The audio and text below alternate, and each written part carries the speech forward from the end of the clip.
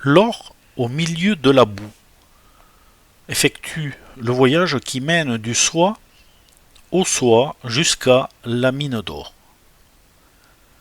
Un jour que je pensais avoir pris la pire décision de ma vie, une personne m'a donné ce précieux conseil. Vous apprenez davantage d'une mauvaise décision que d'une bonne.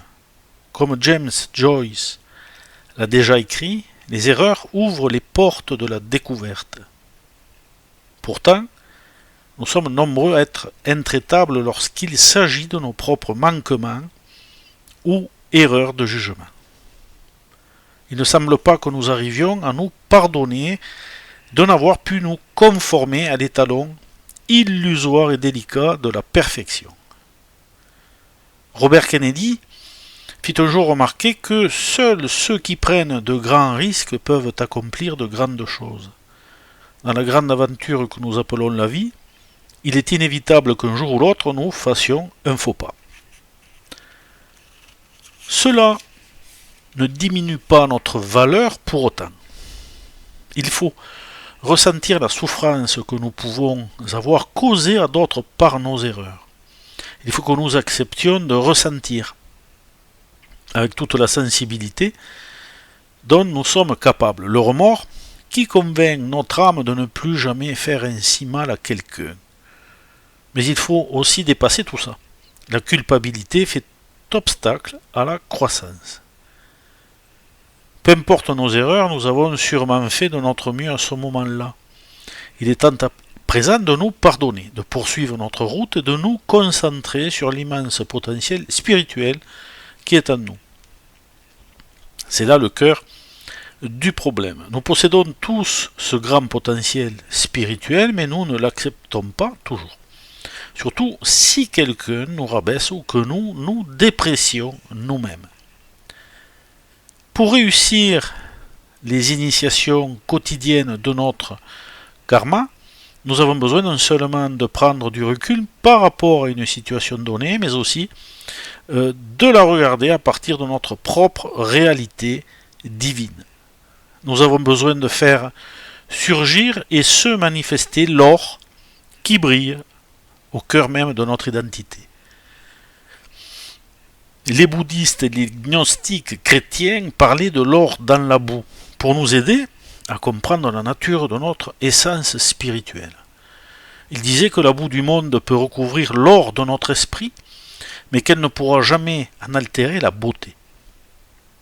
Le bouddhisme nous enseigne que chacun possède en soi la semence de Bouddha et que, par conséquent, nous sommes tous des Bouddhas en puissance. Le texte bouddhique Uttara Tantra explique que cette vérité en utilisant l'analogie suivante. La semence de Bouddha ressemble à de l'or. Supposons que l'or appartenant à un homme soit, au moment de sa mort, jeté dans un endroit rempli d'impuretés. L'or étant indestructible, il pourrait rester là durant des centaines d'années. Le texte se poursuit en disant que le Seigneur arrive à reconnaître les vraies qualités, c'est-à-dire l'or, des êtres vivants, même lorsqu'elles sont recouvertes des impuretés que sont les passions, pour faire partir la saleté. Le Bouddha laisse la pluie des enseignements supérieurs tomber sur tout ce qui vit. Les gnostiques ont également parlé de la ressemblance de notre nature avec l'or. Selon Irénée, père de l'Église grecque du IIe siècle, les gnostiques enseignaient que notre essence spirituelle ne pouvait être souillée. Tout comme l'or qui, lorsqu'il est recouvert d'immondices, ne perd nullement sa beauté, mais conserve ses qualités propres car la saleté n'endommage pas l'or.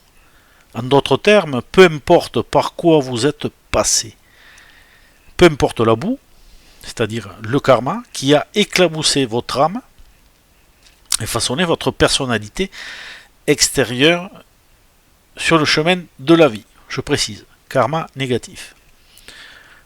Ce que les autres disent de vous n'a pas d'importance. Vous demeurez un enfant de Dieu, c'est-à-dire de l'or pur. vous êtes capable de vivre cette grande aventure spirituelle qui constitue votre droit de naissance. Et c'est votre moi supérieur qui tient la barre. Votre moi supérieur fait partie de votre trésor en or.